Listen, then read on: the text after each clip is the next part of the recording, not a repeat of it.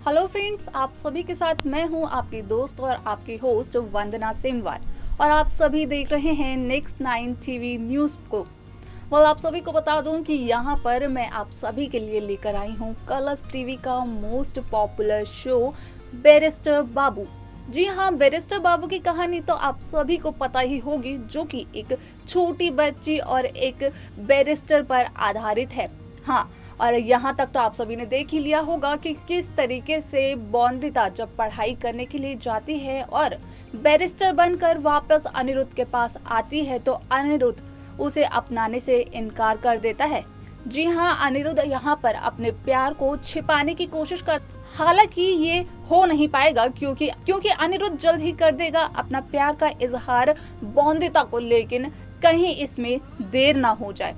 जी हाँ, इन सब बातों को डीपली जानने के लिए चलिए हमारी खास रिपोर्ट में और देखिए कि आखिरकार ये बात है क्या और किसके बारे में है।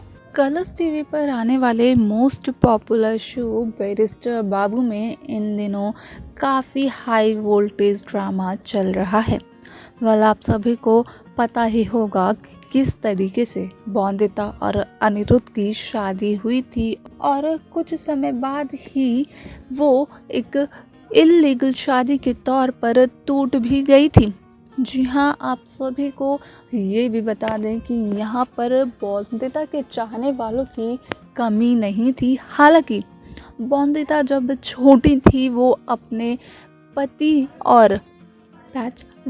पति यानी कि अनिरुद्ध और अपने ससुराल के सभी लोगों से बहुत प्यार करती थी और सारा घर अपनी शरारतों के अनुसार संभाल भी लेती थी।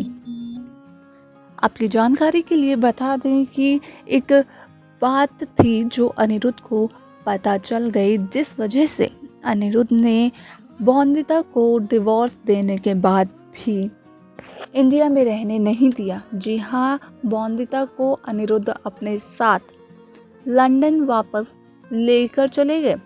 इसका कारण तो आप सभी जानते ही होंगे। आपको अगर नहीं पता है तो बता दें कि बॉन्दिता के चाहने वालों की कमी नहीं थी और उन्हीं में से एक था बॉन्दिता की बहन का पति चंद्रचूड़, यानी कि बॉन्दिता का जीजा जी। जी हाँ, दरअसल चंद्रचूड़ बॉन्दिता को बचपन से ही बेहद पसंद करता था और उससे शादी करना चाहता था। हालांकि इस बात की भनक बॉन्दिता तक नहीं पहुंची, लेकिन अनिरुद्ध को इस बात का पता चल गया, जिस वजह से वो बॉन्दिता को लंदन वापस लेकर चला गया। और अब जब 8 साल के लीव के बाद बॉन्दिता वापस आई हैं तो वो एक बैरिस्टर के रूप में, यानी कि एक बैरिस्टर बनकर वापस आई हैं।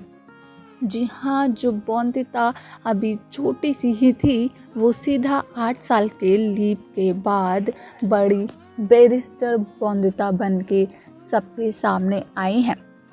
यहाँ पर एक नया मोड़ तब आता है जब अनिरुद्ध बॉन्दिता को इग्नोर करने लगता है। अनिरुद्ध बॉन्दिता को कहता है कि वो उसे पसंद नहीं करता है और ना ही अनिरुद्ध बॉन्दिता से प्यार करता है। इस वजह से बॉन्दिता के दिल में भी काफ़ी गुस्सा और नफरत रह गई। हालांकि इस बात से कोई भी अनजान नहीं है कि किस तरीके से अनिरुद्ध के भाई यानी कि सोमनाथ ने बॉन्दिता के साथ आश्रम में एक बदसलूकी की थी, जहां पर सोमनाथ बॉन्दिता के मुंह में जलते हुए अंगारे डालना चाहते थे, जिसकी वजह से बॉन्दिता की आवाज़ चली जाती। जी हाँ, यहाँ पर सोमनाथ तो ये करना चाहते थे, लेकिन इस काम में कामयाब बिल्कुल नहीं हो पाए, क्योंकि उसी समय अनिरुद्ध वहाँ पर पहुँच गए और अनिरुद्ध ने खास तौर से चेतावनी दी थी सभी लोगों को और साफ तौर पे कहा था सोमनाथ से कि अगर ऐसा दोबारा होता है तो वो नहीं बख्शेंगे किसी को भी। यहाँ पर इतनी सारी घटनाएं होने के बाद अब अनिरुद्ध को रियलाइज़ हुआ है कि वो बॉन्दिता से कितना प्यार करते हैं। हालांकि अब तक अनिरुद्ध बॉन्दिता से केवल इतना ही कहते आए हैं कि वो अब बॉन्दिता से प्यार नहीं करते हैं और ना ही अपनी शादीशुदा रिश्ते को दोबारा से शुरू करना चाहते हैं, जिस वजह से बॉन्दिता के दिल में काफ़ी गुस्सा और नाराज़गी भर गई है।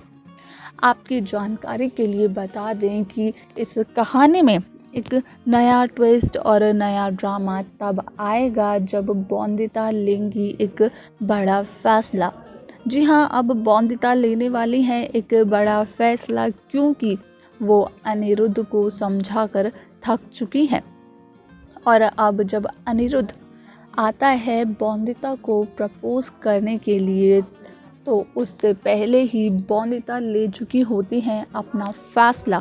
और वो फैसला कुछ और नहीं होता बल्कि यही होता है कि वो अपनी बहन के पति यानी कि चंद्रचूड़ से शादी करेंगी। जी हाँ, यहाँ पर आप सभी को अपकमिंग एपिसोड में, अपकमिंग ट्रैक में देखने को मिलने वाला है कि किस तरीके से अनिरुद्ध बॉन्दिता को रोकने की कोशिश करता है लेकिन रोक नहीं पाता है। जी हाँ, अनिरुद्ध का आमना सामना होता है चंद्रचूड़ और बॉन्दिता के साथ एक मंदिर में, जहाँ पर बॉन्दिता और चंद्रचूड़ शादी कर रहे होते हैं।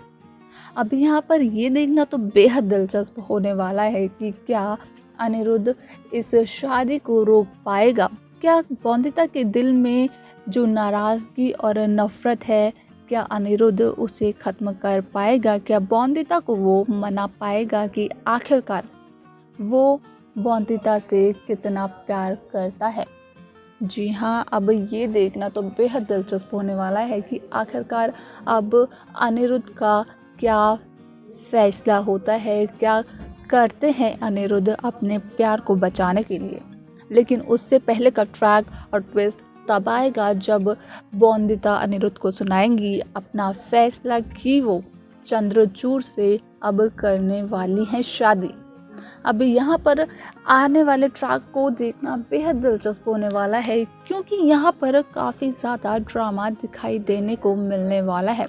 और इस ड्रामे के बारे में जानने के लिए और इसे देखने के लिए आपको हमारे साथ यानी कि नेक्स्ट 9 टीवी न्यूज़ के साथ और कलर्स टीवी पर बैरिस्टर बाबू के साथ जुड़े रहना होगा। कमेंट बॉक्स में सभी सवालों के जवाब देना ज़रूर, ताकि हमें भी पता चले कि आखिरकार आप क्या चाहते हैं। क्या बॉन्दिता की नफ़रत और नाराज़गी ज़्यादा बड़ी होगी अनिरुद्ध के प्यार से, या फिर अनिरुद्ध का प्यार रोक लेगा बॉन्दिता को चंद्रचूड़ से शादी करने से।